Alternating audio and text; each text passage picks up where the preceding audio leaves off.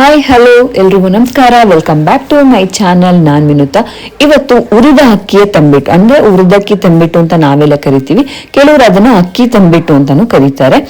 ಆ ಅಕ್ಕಿ ತಂಬಿಟ್ಟನ್ನ ನಾವು ವಿಶೇಷವಾಗಿ ಅಮ್ಮನ ಹಬ್ಬಗಳಲ್ಲಿ ಅಂದ್ರೆ ಮಾರಮ್ಮನ ಹಬ್ಬ, ಚೌಡಮ್ಮನ ಹಬ್ಬ ಈ ರೀತಿ ವಿಶೇಷವಾಗಿ ಸಮಯದಲ್ಲಿ ಮಾಡ್ತೀವಿ. ಅಂತ ತಂಬಿಟ್ಟನ್ನ ನಾವು ಹೇಗ್ ಮಾಡೋದು, ಕೆಲವೊಂದ್ಸರಿ ನಾವು ತಿನ್ನಕ್ಕೋಸ್ಕರನೂ ಇದನ್ನ ಮಾಡ್ಕೋಬಹುದು ಮನೇಲಿ, ಏನಾದ್ರು ತಿಂಡಿ ಇಲ್ಲ ಅನ್ನೋ ಸಮಯದಲ್ಲೂ. ನಾನು ಇಲ್ಲಿ 2 ಗ್ಲಾಸ್ ಅಕ್ಕಿನ ತಗೊಂಡಿದ್ದೀನಿ, ಅಂದ್ರೆ ಪಾವು ಲೆಕ್ಕಾಚಾರದಲ್ಲಿ 2 ಗ್ಲಾಸ್ ಅಕ್ಕಿನ ತಗೊಂಡಿದ್ದೀನಿ. ಇವನ್ ನೀವು ಅರ್ಧ ಕೆಜಿ ಅಂತಾನು ಕೂಡ ಲೆಕ್ಕ ಹಾಕೋಬಹುದು.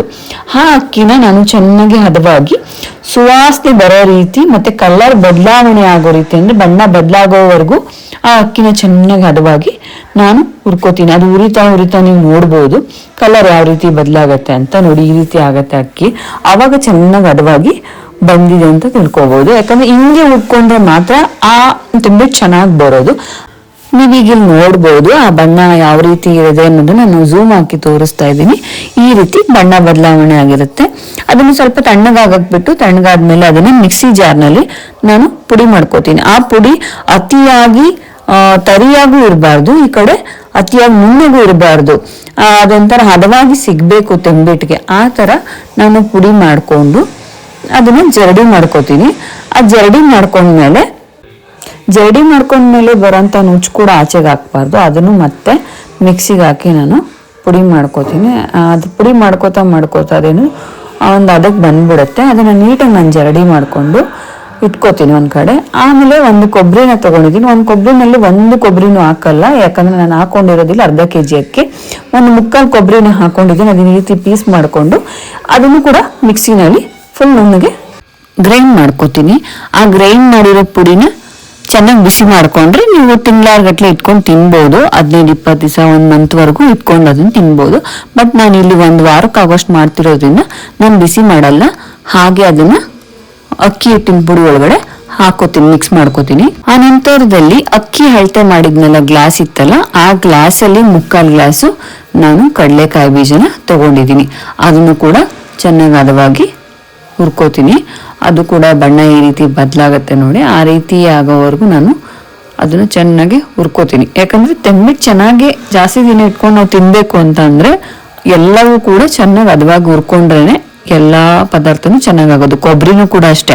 ಕೊಬ್ಬರಿನ ಗ್ರೈಂಡ್ ಮಾಡಿದ್ಮೇಲೆ ಕೊಬ್ಬರಿ ಪುಡಿನ ಚೆನ್ನಾಗಿ ಬಿಸಿ ಮಾಡಿ ಹಾಕೋಬೇಕು. ಜಾಸ್ತಿ ದಿನ ಇಟ್ಕೋತೀನಿ ಅಂದ್ರೆ ಸ್ವಲ್ಪ ದಿನ 1 ವಾರದ ಮಟ್ಟಿಗೆ ಅನ್ನೋದಾದ್ರೆ ಅದೇನು ಪರವಾಗಿಲ್ಲ. ನೋಡಿ, ಅದನ್ನ ಸಿಪ್ಪೆ ನೀರು ತೆಗೆದು ಕಡಲೆಕಾಯಿ ಬೀಜನೂ ಕೂಡ ಈ ರೀತಿ ನಾನು ಮಿಕ್ಸಿನಲ್ಲಿ ಗ್ರೈಂಡ್ ಮಾಡ್ಕೋತೀನಿ. ಮಿಕ್ಸಿನಲ್ಲಿ ಗ್ರೈಂಡ್ ಮಾಡ್ಕೊಂಡು ಅದನ್ನು ಕೂಡ ಆ ಪುಡಿಗೆ ಮಿಕ್ಸ್ ಮಾಡ್ಕೋತೀನಿ, ಅಂದ್ರೆ ಅಕ್ಕಿ ಪುಡಿ ಒಳಗಡೆ ಮಿಕ್ಸ್ ಮಾಡ್ಕೋತೀನಿ.